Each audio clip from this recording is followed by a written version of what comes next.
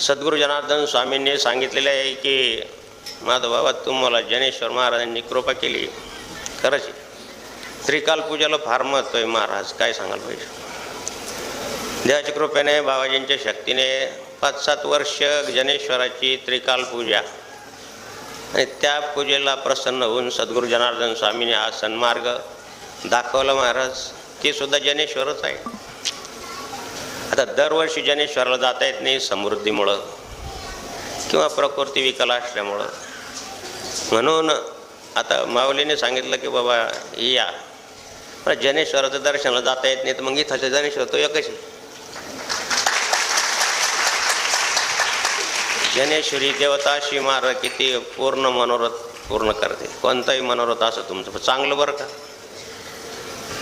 चांगलं चोरी करायला वाईट काम करायला नाही ज्ञानेश्वर, मग शासन देईल तो. आणि म्हणून ज्ञानेश्वराच्या प्रांगणामध्ये नवचंडीच्या निमित्तानं हो, वाढदिवसाच्या निमित्तानं हो, कोणत्या निमित्तानं आमचं वैयक्तिक स्वार्थ असं आहे की ज्ञानेश्वराचं दर्शन. नवीन महादेव मंदिराची स्थापना आहे, भगवान मारुतरायाची स्थापना आहे, तपस्वी मारुतराय आहे ना, आमचं जीवन थोडं तपस्वी असल्यामुळं त्या निमित्तानं दर्शन होईल. चला